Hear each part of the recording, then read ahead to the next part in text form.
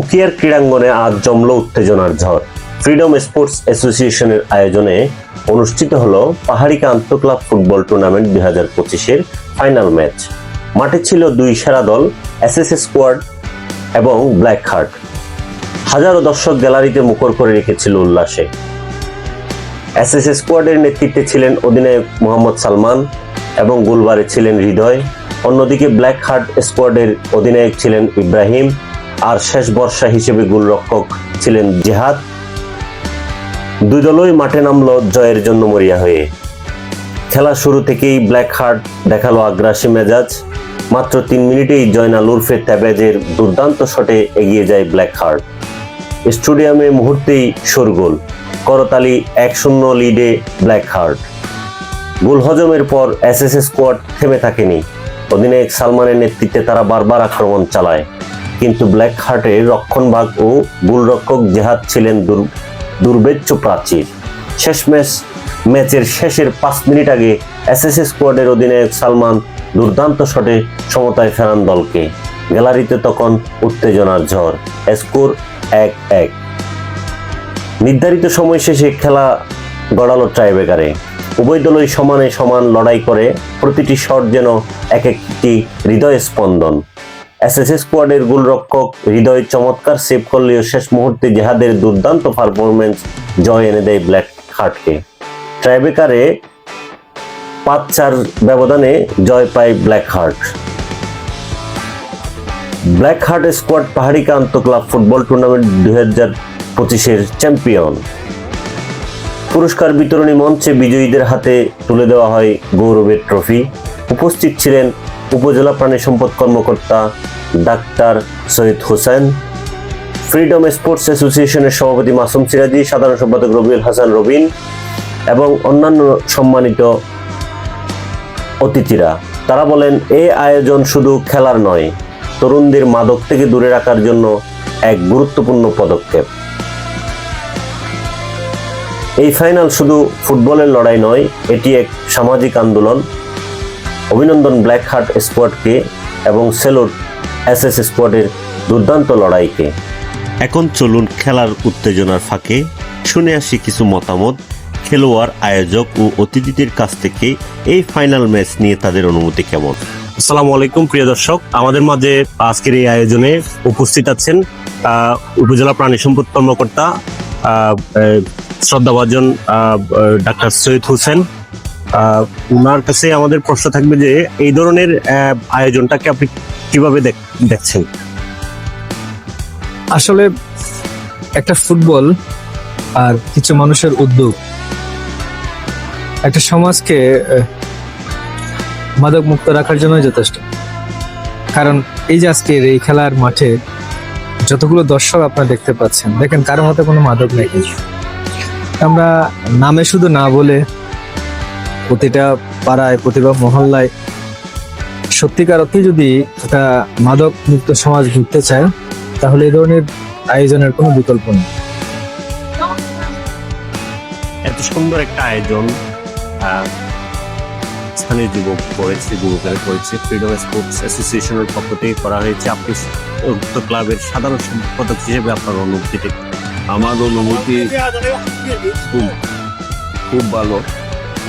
এই ধরনের আয়োজন যারা আয়োজন করেছে, এরা আসলে তরুণদের একটা এমন প্ল্যাটফর্ম দিছে যাতে তরুণরা এই যে মোবাইল নামক ভয়ঙ্কর নেশা থেকে বেরিয়ে আসছে।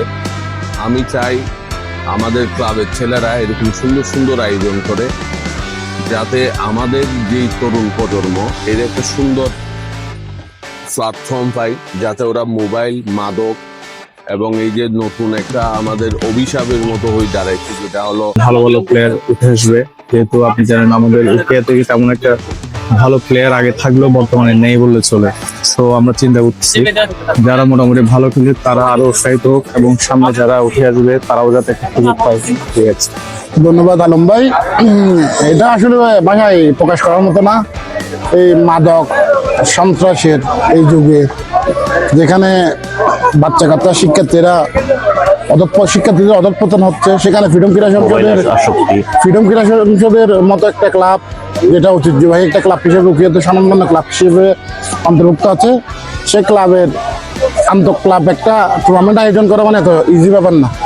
আসলে অনুভূতিটা প্রকাশ করতে গেলে শৈশবের কথাটা মনে পড়ে যায়, বিশেষ করে যে আমরাও তাদের বয়সে যখন ছিলাম, আমরাও যখন পড়ালেখা অবস্থায়, স্টাডি অবস্থায়, খেলাধুলার মধ্যেই অনেক ক্ষেত্রে অনেক কেউ পাইছি, আবার অনেক তখন ছুটে ছিল, আমরা তখন খেলতাম। যাই হোক, এটা আসলে একটা অনেকদিন পরে এই মাঠের মধ্যে আবার আগের মতো যে খেলার ঐতিহ্যটা আছে ওইটা ফিরে আসতেছে। সবার প্রতি আমার সাধুবাদ এবং শুভকামনা থাকবে। ছোট ভাই আব্দুল্লাহ সিনবাদের সাথে আমরা কথা বলবো। তো আমাদের এই সুন্দর, খুব সুন্দর একটা আয়োজন, এই আয়োজনের উদ্দেশ্যটা মূলত আপনাদের কি ছিল? পাহাড়িকা আন্তঃ ক্লাব ফুটবল টুর্নামেন্টের মেন উদ্দেশ্য হচ্ছে ছেলেদেরকে পড়ালেখার পাশাপাশি ক্রীড়ামুখী করা এবং মাদক থেকে ছেলেদেরকে দূরে রাখা, এটা হচ্ছিল আমাদের মূল উদ্দেশ্য। আয়োজক কমিটির অন্যতম সদস্য ইয়াসির ইরফান ভাইয়ের কাছে একটা প্রশ্ন থাকবে যে আমাদের এই যে বিশাল আয়োজন, এই আয়োজনটার মূলত দর্শকদের কোনো বার্তা আছে কিনা দর্শকদের জন্য? আমি বলতে চাই, আমরা আগেও এর আয়োজন করেছিলাম, তো এবছর আমরা পাহাড়ি আন্তঃ ফুটবল টুর্নামেন্টের আয়োজন করেছি। তো আমরা সর্বশেষ ফাইনালের দিকে এগিয়ে আসছি। আজকে এই ফাইনাল খেলার মাধ্যমে বলতে চাই, ফ্রিডম স্পোর্টস অ্যাসোসিয়েশনের আমাদের মূল উদ্দেশ্য হচ্ছে আমরা ক্রীড়াকে প্রথমত প্রাধান্য দিই। কারণ এই ফাইনাল ম্যাচের প্রস্তুতিটা কেমন ছিল? ধন্যবাদ আপনাকে। আসলে আমাদের আয়োজন বলতে আমরা প্রতি বছরের নেই হচ্ছে প্রতি বছর আমরা এই ধরনের খেলার উদ্ভাবনী যে ক্রিয়েটিভিটি গুলো আছে, আমরা আমাদের ফ্রিডম স্পোর্টস অ্যাসোসিয়েশনের পক্ষ থেকে আমরা আসলে এরকম আয়োজন করে থাকি।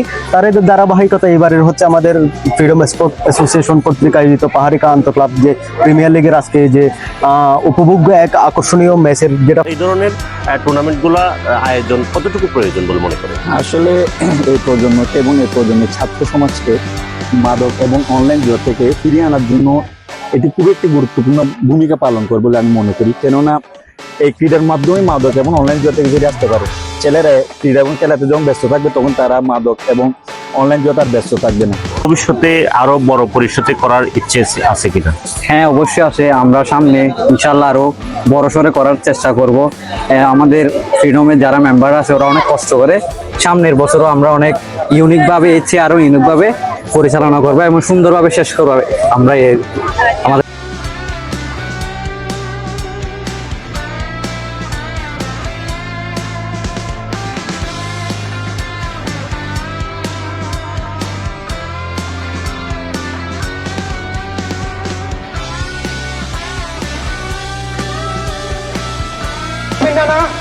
নাজমুলকে পরিচালনা কমিটি হিসেবে, এরপর নাবির পুরস্কার নিতে আসার জন্য অনুরোধ জানাচ্ছি। এরপরে রবিউলকে পুরস্কার নিতে আসার জন্য অনুরোধ জানাচ্ছি। পরিচালক কমিটি রবিউলকে।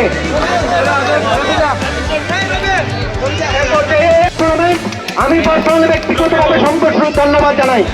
এরপরে রানা সাহেব, আজকের টুর্নামেন্টের রানা সাহেব রিসিভ করার জন্য অনুরোধ